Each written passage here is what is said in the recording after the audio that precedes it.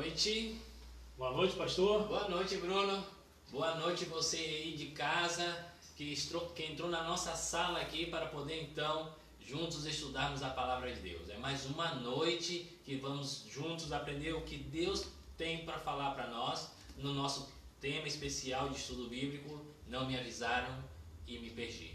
Hoje estamos meio desfocados aqui no nosso cenário. Pois é. Mas eu sei que, né, Deus vai falar conosco como falou todos os dias nessa semana. Quero pedir um favor para você aí que está nos assistindo nesse momento.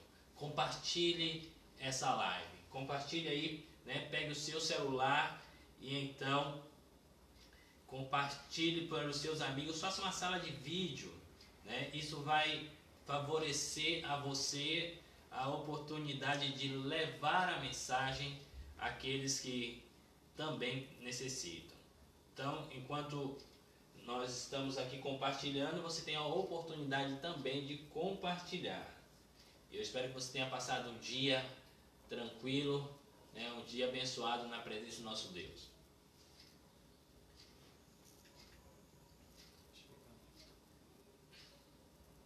Então, vamos conversando enquanto a gente atualiza aqui a nossa tela. Vamos lá? Deixa eu ajeitar aqui direitinho para que a gente possa então continuar essa programação.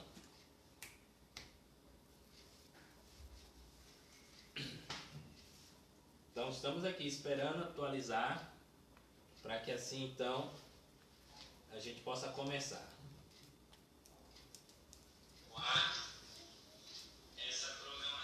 Lembrando ainda, meu amigo, se você tiver algum pedido de oração para fazer, tá bom? Você pode mandar para a gente aí, que vamos estar orando não só hoje, mas também mais tarde ou amanhã de manhã também. Vamos estar orando por você, pelo seu pedido. Vamos orar pela sua família, tá bom? Fica tranquilo que a gente vai estar orando por vocês também. Tá ok? Acabei de chegar aqui, ó. Estou recebendo agora a live aqui. Vamos então compartilhar. Engraçado, chegou primeiro para vocês aí do que para nós que estamos aqui no cenário. É engraçado um negócio desse, mas vai dar tudo certo. Vamos compartilhar.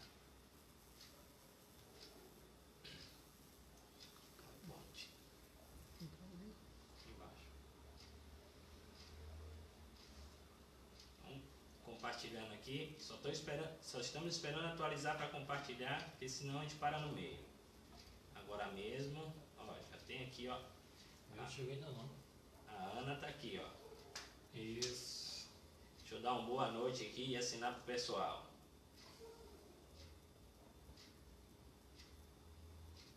Maximiza aí a tua tela para que todos possam ver aí da tua casa.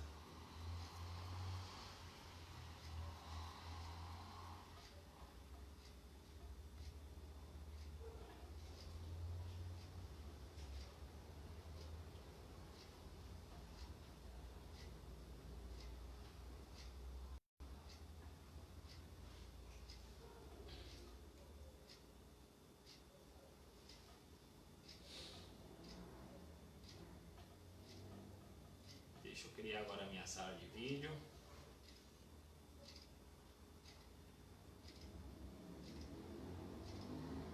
Primeiro eu vou compartilhar.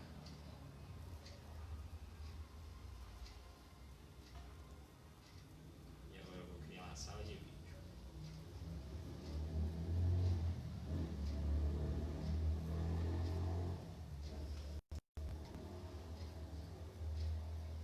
Vamos lá, vamos começar.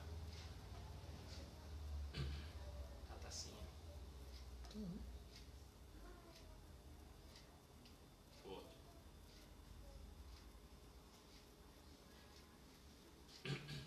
Estamos com uma dificuldade técnica, né? Vamos voltar aqui. Aguenta aí que eu já volto.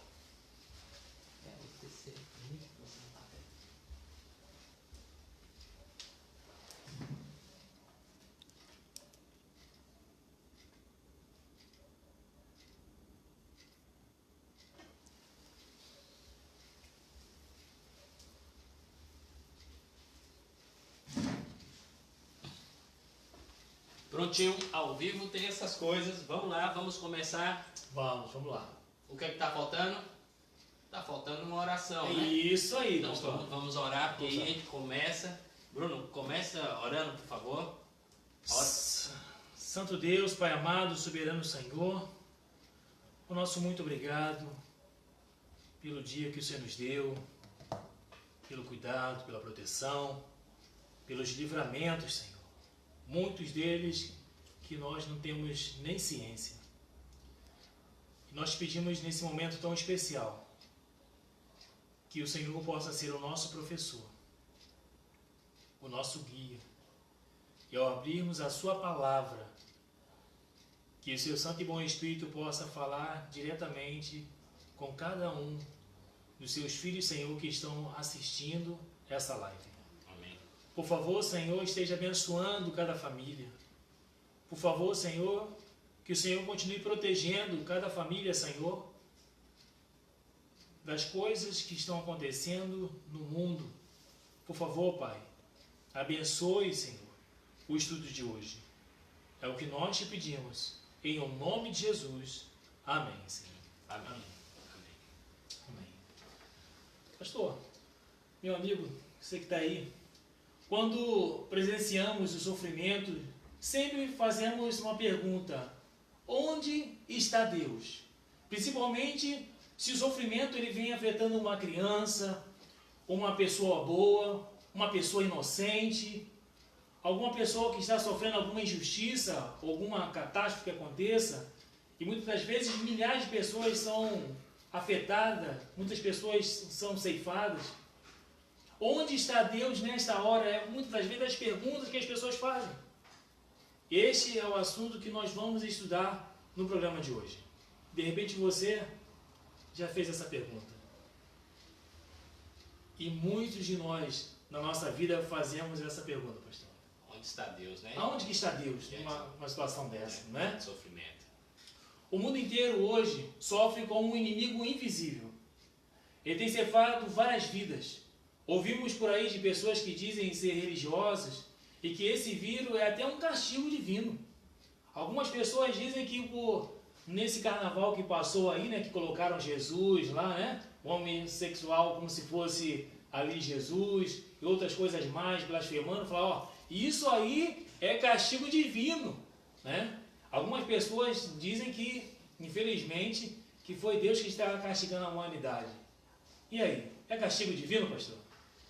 Então, né, vamos usar a Bíblia para responder essas e outras perguntas, né? Mas primeiro, permita-me contar uma história. Né? Eu sempre gosto de começar com uma história para a gente ilustrar, mas essa história é um fato real. Eu ouvi uma certa vez que um jovem casal, na verdade, né, tinha acabado de se unir maritalmente, eram pessoas fiéis na igreja, firmes na palavra, envolvidos na missão, só que aí então descobriram que a esposa estava com câncer. E aí você já sabe o que é que acontece quando uma pessoa descobre que está com câncer, né?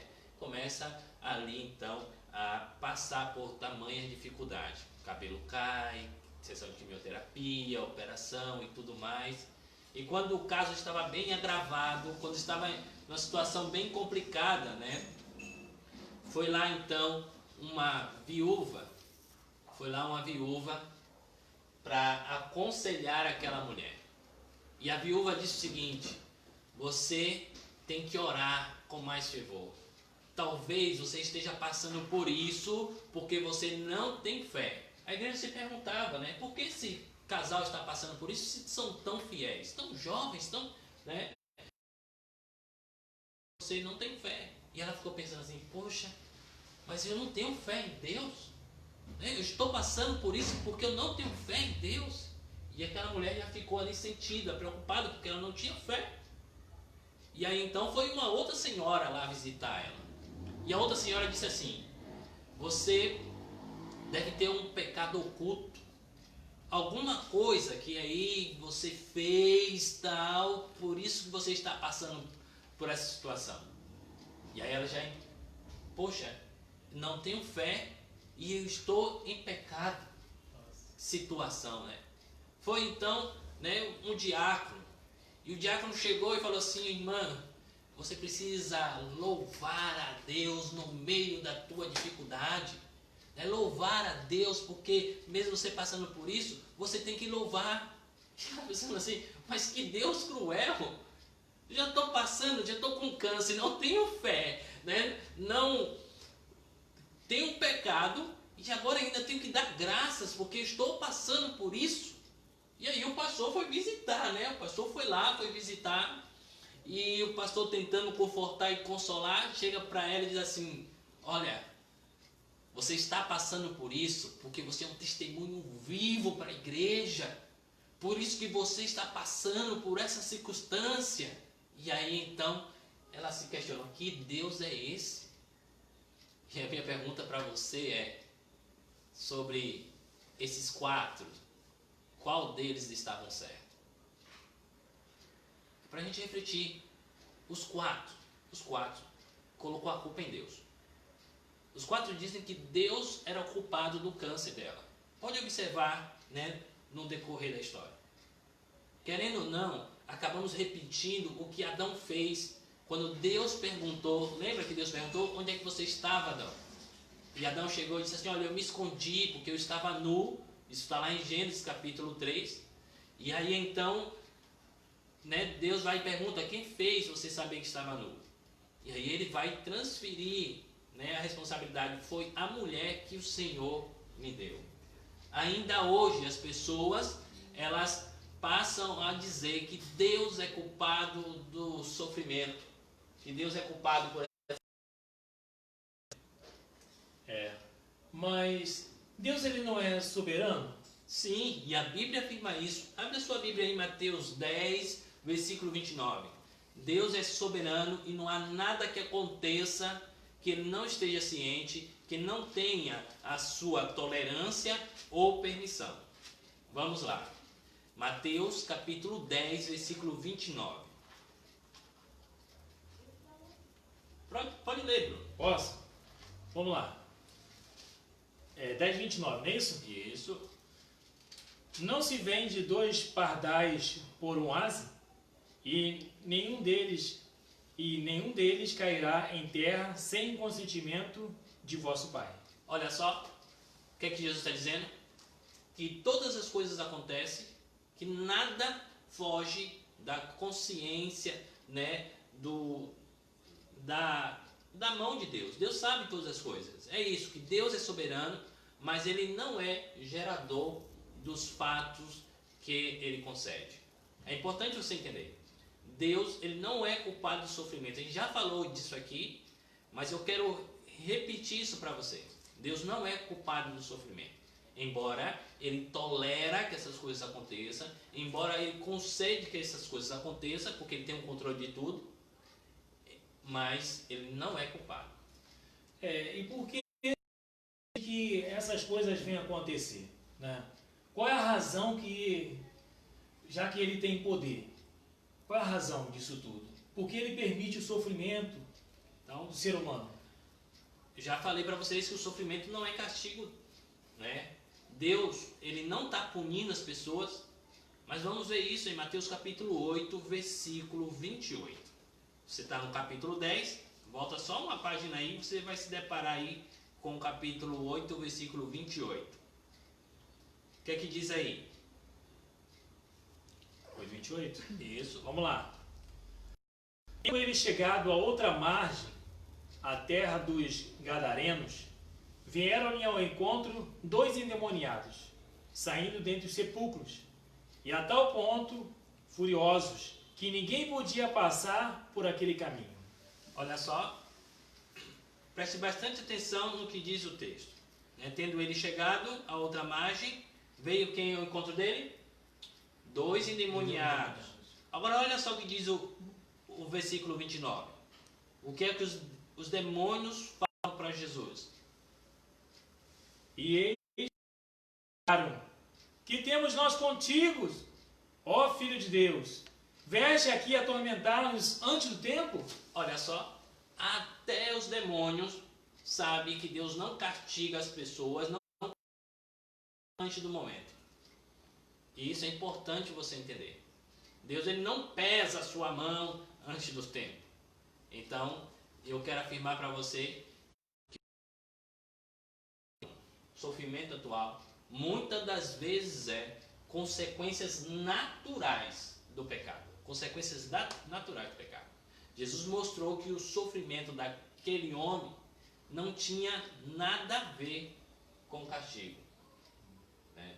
Porque o sofrimento da vida que estava ali, por quê? Porque os demônios chegam e questionam: você veio nos atormentar antes do tempo? Até os demônios sabem que haverá um julgamento, que haverá um momento de prestação de conta. Pastor, mas às vezes parece que a Bíblia nos dá a entender isso, em alguns textos. Realmente, parece. Há questionamento até mesmo dos discípulos. Olha só em João capítulo 9, versículo 2. Olha que situação interessante. A pergunta que os discípulos fazem para Jesus a respeito do sofrimento das pessoas. Capítulo 9, versículo 2. 9:2, pode ler, pastor? Sim. E os seus discípulos perguntaram: Mestre, quem pecou, este ou seus pais, para que nascesse cego? Olha só, alguns dizem que é castigo de Deus a pessoa nascer deficiente. Mas olha a resposta de Jesus logo na sequência, no versículo 3. E disse-lhes, versículo 2 primeiro. Também os enviou a pregar, estou em Lucas, estou no texto errado. Lê para mim. Versículo 3, né? Isso, 9, João 9, estou abrindo aqui. E 3 agora. O 2, olha lá. O 2 a gente lê. Versículo 3, perdão. E respondeu Jesus: nem ele pecou e nem seus pais, mas foi para que se manifestem nele as obras de Deus. Olha só, o que é que Jesus está dizendo? Ele não pecou. O sofrimento dele não foi por pecado de ninguém. Diretamente é o que Jesus está dizendo ali. Às vezes é consequência natural do pecado. Então, às vezes a pessoa sofre porque ele está dentro de um contexto. E você sabe qual é o contexto que estamos inseridos? Na guerra entre o bem e o mal. E quem está no meio da guerra, o que geralmente leva? Leva bala. A gente aqui no Rio de Janeiro, a gente tem que tomar cuidado ao caminhar por algumas comunidades, porque senão leva uma bala perdida. Então, a pessoa, gente da igreja, gente de bem, que não fez mais, por fato de morar no meio da comunidade, corre o risco. Esses dias eu fui visitar um amigo e ele mora numa zona de risco. E conversando sobre isso, ele falou assim: não, minha filha já acostumou. Quando ela começa a ouvir o tiroteio, ela já corre e se joga para debaixo da cama. E falou com tanta naturalidade, como se aquilo fosse normal, que eu me assustei, né? Mas é a situação. Está no meio, está inserido num contexto, ele não tem é afetado. Mas como nós vamos conseguir entender isso? Porque pessoas que são fiéis a Deus, elas são afetadas pelo sofrimento. Acontece isso também, né? Exatamente, acabei de falar isso, mas a gente pode ver na Bíblia essa afirmação. Eclesiastes capítulo 9. Abre aí. Eu vou abrir agora, vou parar de só folhear, porque acabo sendo traído pelo texto. Eclesiastes, está aí próximo de Apocalipse, capítulo 9, versículo 2 e 3. Nos acompanha aí, ó. Mais uma vez quero dizer para você, enquanto você está procurando aí, se você ainda não compartilhou a nossa live, compartilhe aí, dê a oportunidade de outras pessoas assistirem e aprender sobre essa questão do sofrimento. Uma outra coisa que eu quero falar para você é que se você tem a oportunidade de fazer pergunta, você pode perguntar aí, a gente vai dar um jeito, a gente está aqui, ó, tentando acompanhar aí a conversa de vocês no chat e assim então até responder os seus questionamentos. Você também pode fazer um pedido especial de oração, se você quiser então que a gente ore no final. Mas vamos em frente, Eclesiastes 9, versículo 2 e 3, abriu aí? Bruno, lê para nós. Vamos lá. 9, 2 e 3? Isso. Tudo sucede igualmente a todos. O mesmo sucede ao justo e ao perverso, ao bom, ao puro e ao impuro, tanto ao que sacrifica como ao que não sacrifica, ao bom como ao pecador, ao que jura como ao que teme juramento. Esse é o mal que há em tudo quanto se faz debaixo do sol. A todos sucede o mesmo. Também o coração dos homens está cheio de maldade. Nele há desvarios enquanto vivem, depois rumo aos mortos. Então, só dizemos que o mal é mal, às vezes, quando afeta as pessoas boas, né? A gente só se preocupa com o mal quando acontece isso. Esses dias fui visitar, talvez ela esteja até nos assistindo nesse momento. Fui visitar e aí um comentário assim, estava sentado ali falando de violência e tudo mais, e ela falou, né, assim, com um ar de respirar. Sabe quando você respira tranquilo na situação? Falou assim: você viu? A polícia matou 11 bandidos essa noite. E aí ela falou assim com tanta naturalidade, né? Fez justiça, né? Matou. E eu falei assim: mas esses bandidos têm mãe, têm pai, têm esposa, têm filhos. Não é pra gente ficar feliz com a maldade. O mal é mal para todo mundo. Não é só quando afeta a pessoa boa, né? A violência, né? A criminalidade, as drogas, o vírus, ele afeta todo mundo, direto ou indiretamente. Então, não tem essa questão de o mal só ser mal quando afeta uma pessoa boa e quando afeta a pessoa mal ser justiça. Como dizem por aí que Deus está fazendo justiça com esse vírus porque, né, como você falou, sambaram aí com Jesus no carnaval. Temos que tomar cuidado com essas afirmações. O texto bíblico diz que o mal é mal para todo mundo, quer seja bom, quer seja mal. Então a gente tem que ter piedade, misericórdia das pessoas e entender que Deus, ele não castiga as pessoas. Pastor, lá em Gálatas 6, versículo 7 lá. Deixa eu abrir aqui para olhar o que é que diz lá. Pode continuar. Não tem a ver com o pensamento de que Deus está punindo as pessoas? Parece que o texto está dizendo isso lá. As pessoas podem ter pessoas até usando esse texto aí, né, para dizer que Deus pune as pessoas. Abre aí em Gálatas capítulo 6, versículo 7. Já abri aqui. Gálatas 6, 7. Vamos ver o que é que o texto nos diz, né? Será que Deus está punindo as pessoas? Vamos lá? Diz assim: não vos enganei, de Deus não se zomba, pois aquilo que o homem semear, isso também ceifará.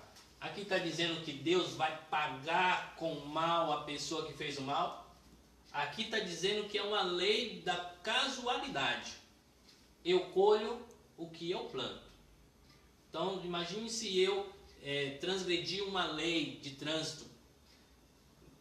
Eu posso sofrer um acidente, eu posso receber uma multa e depois eu não posso chegar e dizer assim, ó, o Senhor é culpado porque eu fui e recebi essa multa.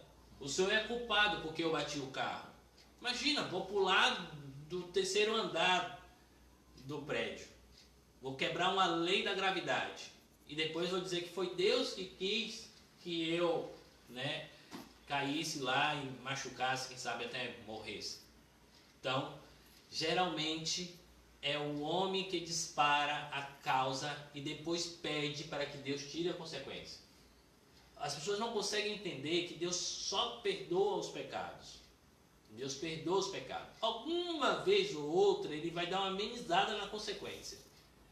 Mas dificilmente ele vai tirar a consequência do pecado. Até porque uma coisa lógica.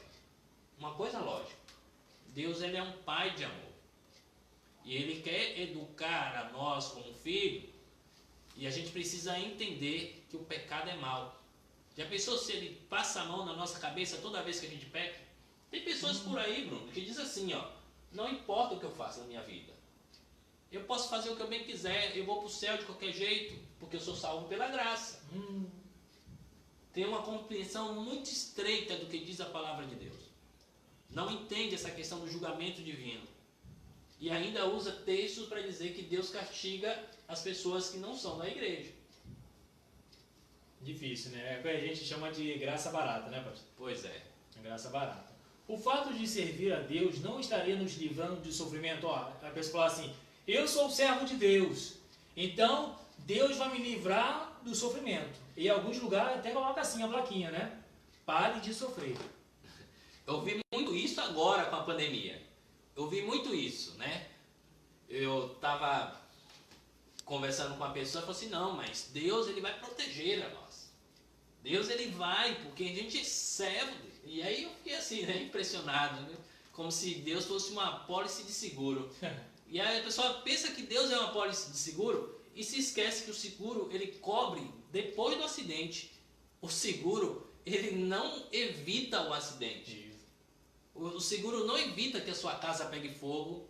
O seguro não evita que seu carro, né, tenha perca total. O que o seguro vai fazer, ele vai te ressarcir pelo prejuízo que você tomou, se caso, né, você não for culpado pelo mesmo. Ainda tem isso aí. E Deus não é uma apólice de seguro. Existe um grande conflito, você sabe disso. E pelo fato de a gente estar no meio dele, corremos risco de ser atingidos injustamente. Mas temos uma garantia em relação a isso. É a garantia, se for comparar com a apólice, né?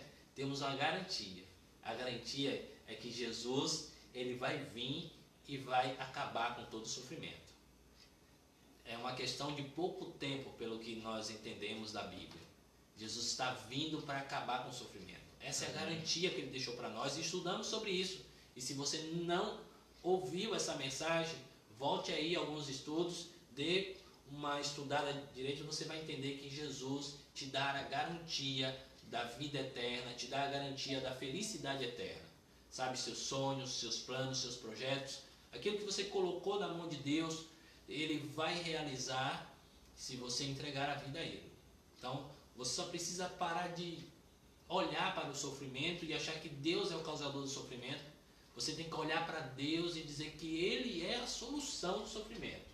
Então, olhe para Deus, pare de olhar para o sofrimento e culpar a Deus porque você sofre. Não é porque você faz parte da igreja, não é porque você é um membro da igreja, ou entregou a vida a Jesus, ou disse amém, levantou a mão, né, assistiu a programação, que você está imune. Você precisa entender que Deus, ele não é uma apólice de seguro. E que enquanto estivermos aqui, estaremos sujeitos ao mal. Pastor, a Bíblia também não afirma que Deus ele corrige aquele que ama, não é? A Bíblia diz isso também? Há vários textos, mas corrigir não é a mesma coisa de castigar. As pessoas têm uma visão contrária, talvez seja até por causa da educação que teve. Hebreus, por exemplo, Hebreus 12, versículo 6, é um texto pesado, aparentemente parece que é castigo, porque diz que Deus vai descê-lo a vara. Olha só, Hebreus 12, versículo 6. Estava em Gálatas, aqui do lado. Ó. Vamos lá. Hebreus 12, 6. Hebreus 12, 6. Leia, Bruno. Porque o Senhor corrige a quem ama e açoita a todo filho a quem recebe. Olha só, Deus açoita quem recebe. Mas é castigo? Parece pesado, né? É castigo. Se continuar lendo ainda fica mais pesado ainda. Né? Mas não é castigo. Eu falo isso até pela minha criação. Eu tive uma criação de pai baiano, mãe baiana, e lá em casa funcionava assim. Se alguém lá de casa está ouvindo, vai saber exatamente isso. Né? Lá em casa, quando um errava, apanhava os três. Então assim, 6 filhos, as 3 mais velhas e os 3 novos. Né? E aí então, quando meu irmão fazia alguma coisa, ou minha irmã fazia alguma coisa, eu ia de brinde ali no negócio e acabava sendo corrigido junto, mesmo não tendo sido culpado da situação. Parece até aquelas promoções, né, que tem no mercado, compre um, leve 2. Lá em casa era assim. Mas eu agradeço a meu pai e a minha mãe que fez isso. Isso me livrou de tanta coisa. Você vai encontrar na Bíblia, né, pessoas gratas a Deus pela correção, não vendo a correção como um castigo. Vamos ver, lá em Salmo 119, por exemplo. Salmo 119, versículo 67. Abre sua Bíblia aí. Salmo está no meio da Bíblia, mais ou menos. o 119 é o maior, então é mais fácil de achar. Versículo 67. Eu vou ler. Diz assim, ó: antes de ser afligido, andava errado, mas agora guardo a tua palavra. Viu? Interessante esse texto. Até marcar aí, pastor, depois é isso. Antes de ser atingido, deixa eu ver se tem uma caneta aqui, não tenho. Depois eu falo para você de novo. Se você quer marcar aí, Salmo 119, versículo 67. Olha só o que o salmista aqui está dizendo. Antes de ser afligido, eu andava errado, mas agora eu guardo a tua palavra. Deu para entender? Ele viu o que estava acontecendo com ele, a correção divina não como castigo. Ele viu exatamente como aquilo que ele precisava. Já ouviu aí, talvez, né, o pessoal que é igrejeiro sabe dessa linguagem aí. Ou vem pelo amor, ou vem pela dor. Parece que Deus está insistindo com a pessoa, está dando todos os sinais, e é verdade, em algumas circunstâncias Deus insiste tanto. Eu lembro de uma história de uma jovem no interior de São Paulo, né, empresária, e ela relutando para entregar a vida a Jesus. Um dia ela fez uma oração e disse assim, ó: Senhor, quebra minha vida e faça de novo. Não deu outra, quebrou a empresa, né, perdeu tudo, e aí veio para a igreja. Tome cuidado até com o que você pede, peça com sabedoria, né, para que você, né, receba exatamente aquilo que você deseja. Lembra do texto que eu usei? Né? Lembra do texto? Jeremias 29:11? Deus vai te dar o fim que você deseja. E por muitas das vezes, para a gente alcançar, né, o desejo de Deus para a nossa vida, a gente tem que passar por alguma dificuldade. Eu falo isso porque há vários outros textos, tipo, por exemplo, Deuteronômio capítulo 8. Em Deuteronômio capítulo 8, Moisés vai chegar para as pessoas que estavam ali, que caminharam os 40 anos no deserto, e vai dizer assim, ó: Deus deixou você passar fome, te humilhou, e assim vai dizer, olha, mas Ele cuidou de você durante esses 40 anos também. E Ele fez tudo isso para saber o que passava no seu coração, para saber se você obedeceria a Ele ou não. Está lá em Deuteronômio capítulo 8, versículo 7. Né? Na verdade, dos 5 ao 7 você vai encontrar exatamente o que eu falei. Então, observe que assim como meus pais não foram juízes, Deus também não foi juiz, né, ao corrigir. Meu pai me corrigiu, não me castigou. E eu louvo a Deus, porque meu pai, mesmo não conhecendo toda a Bíblia, ele entendia esse princípio do cuidado, do amor. Um pai que ama, ele não deixa de corrigir o seu filho. Né? Então, você que é pai, entenda muito bem isso. Você precisa corrigir o seu filho para que ele não se perca, para que ele não ande no caminho das trevas. Quando Deus julgará os maus, já estudamos aqui, né, pastor? Aprendemos também no estudo anterior que o mal terá o fim, né, na segunda ressurreição, quando Deus ele vai purificar a terra. A minha pergunta é: como será o julgamento? Qual será a norma de Deus aí para o julgamento, pastor? Então vamos lá, né? Como será o julgamento? A gente entende que Deus não é culpado do sofrimento, isso aqui já foi até muito batido por aí. Agora a gente precisa entender que há um julgamento sim, e a Bíblia é muito clara em relação a isso. As pessoas têm medo do dia do acerto de conta, do dia do juízo final, né? Olha só o que diz Eclesiastes capítulo 12, versículo 13 e 14. Para começarmos a responder essa tua inquietação, Bruno. Opa. Tá? Eclesiastes 12, versículo 13 e 14.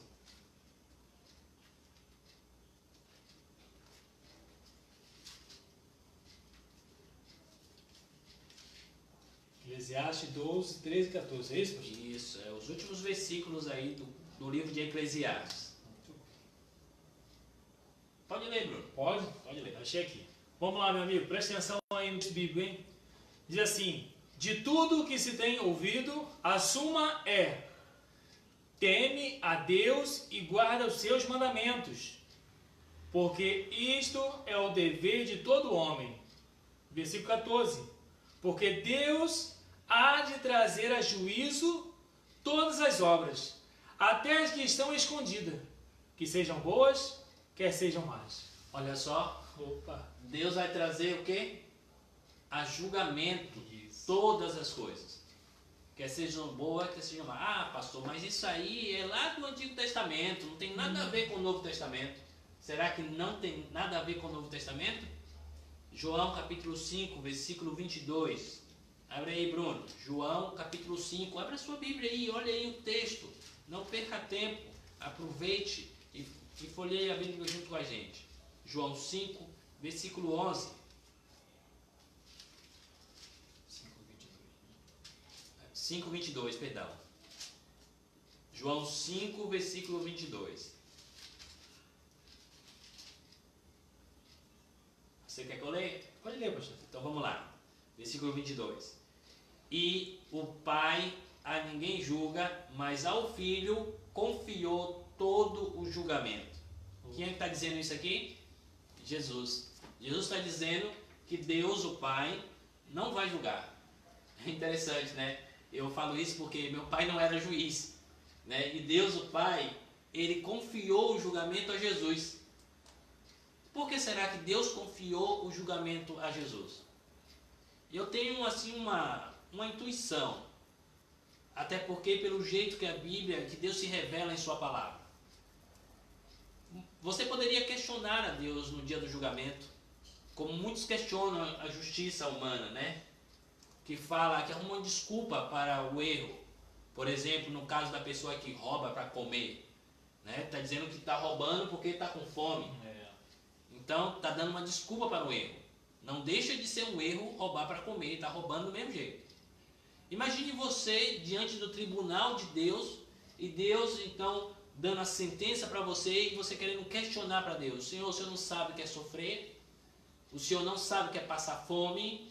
O Senhor não sabe o que é não ter uma casa para morar, uma cama para deitar?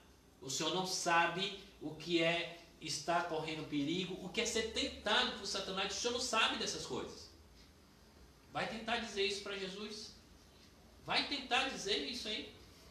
Nós vimos um texto aqui, né, durante a semana, que Jesus ele foi tentado em todas as coisas e não pecou. Quem é que vai empeitar Jesus e vai dizer, Senhor, olha, o Senhor está me julgando errado aí, porque eu pequei porque eu tinha razão. Deixa eu dizer uma grande verdade para você, talvez você não saiba disso ainda. E olha que eu falei muito no estudo 2. Pecado não se desculpa. Pecado se paga. Não tem jeito, tem que pagar. Pecado não se desculpa. Não adianta você, na sua oração hoje à noite, ir lá pedir perdão a Deus e justificar o seu erro. Ah, Senhor, eu transgredi a tua lei. Ah, Senhor, eu fiz, né, o errado porque eu tinha motivo. Eu matei aquela pessoa porque eu tinha razão. Não tem essa questão de ter razão para pecar. Pecado é pecado. Pecado se paga. Mas como eu falei, e volto a repetir, Cristo já pagou o preço do pecado. Então você diante de Deus, não adianta chegar e tentar negociar com Ele. Lembra da história do início do estudo? As pessoas tentando arrumar uma desculpa para saber a causa do sofrimento daquela jovem mulher. E o sofrimento daquela mulher sem saber, sem entender o porquê estava passando por aquilo. Não é por causa de um pecado, não é porque não tem fé, não é porque é para ser um testemunho. Você tem que tomar cuidado em relação a você culpar a Deus. Ou então chegar para Deus e dizer assim, olha, eu tenho razão para fazer o errado. Porque Jesus foi tentado em todas as coisas e não errou. Tome muito cuidado.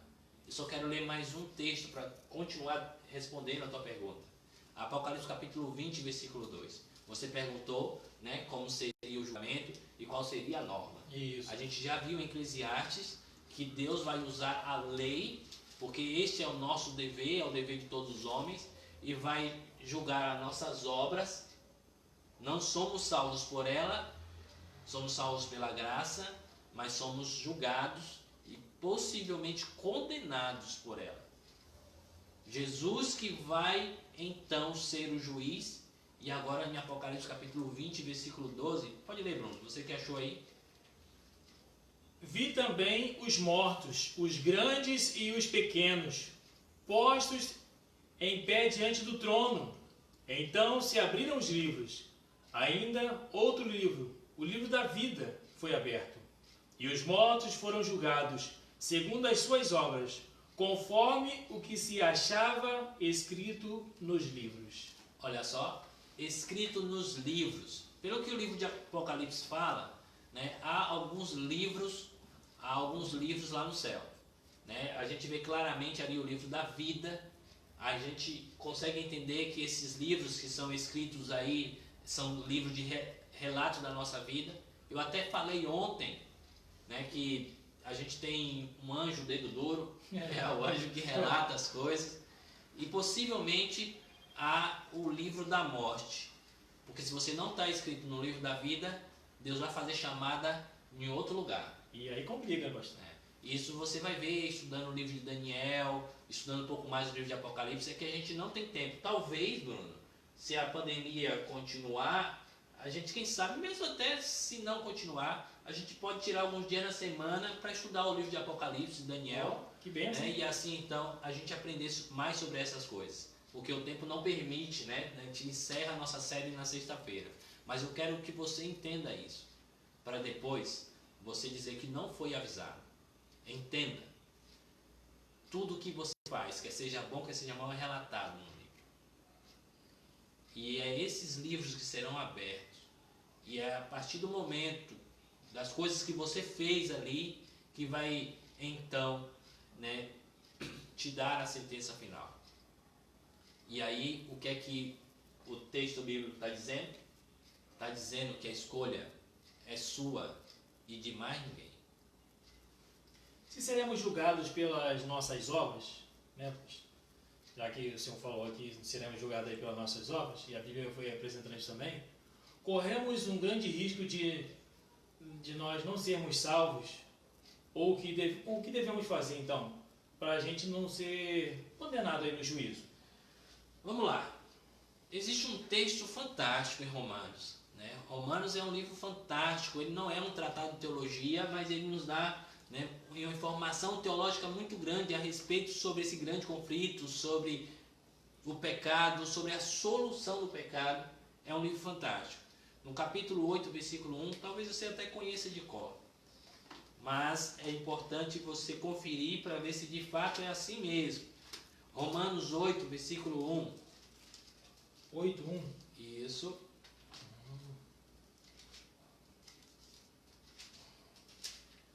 Lê aí para nós. Vamos lá.